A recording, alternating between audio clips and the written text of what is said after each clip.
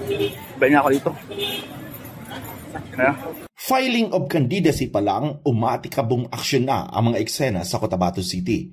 Pagkatapos ng Muslim Friday prayer, agad na nagtipon-tipon ang mga supporters at mga kandidato ng grupo na binansagang Original Movers for the Capture of Cotabato City. Sa kuhaan ng drone na ito, mula downtown area hanggang Governor Gutierrez Avenue, puno ng convoy ng mga kandidato at kanila mga taga-suporta.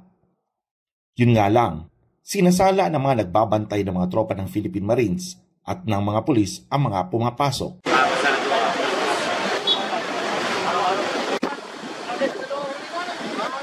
Dapat ang may dala lang ng mga certificate of candidacy at mga empleyado ng BARM ang dapat makapasok. Sa dami nga at sabay-sabay na naghain na mga nagpapapili ngayong barangay at SK elections, hindi lahat ay nakapasok agad sa COMELEC.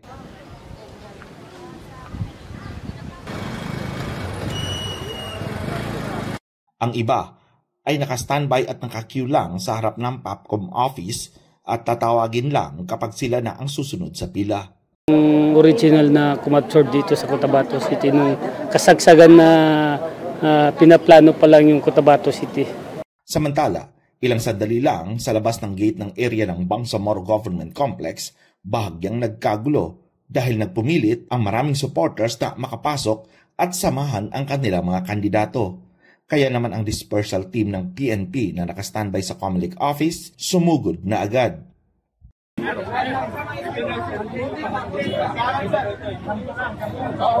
Sa labas ng gate, lahat nakikiusap na makapasok.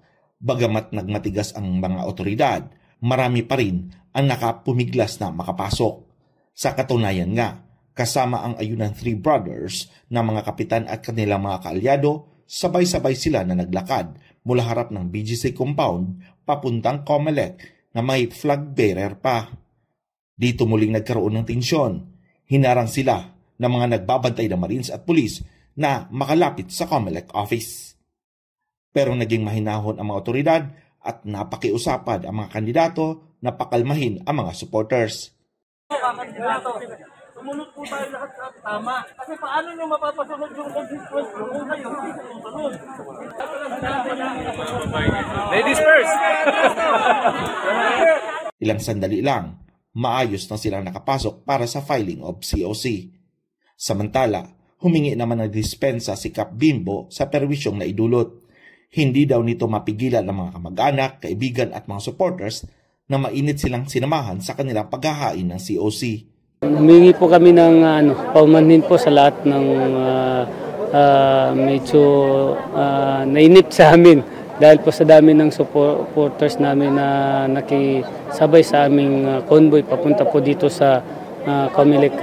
Humingi po kami ng pasensya po, sorry po sa inyo kung medyo nakabala po kami sa inyo. Sa huli, naging mahinahon at maayos na nakapaghain ng COC ang mga kandidato na inabot na ng overtime sa COMELEC office sa dami ng nakapila.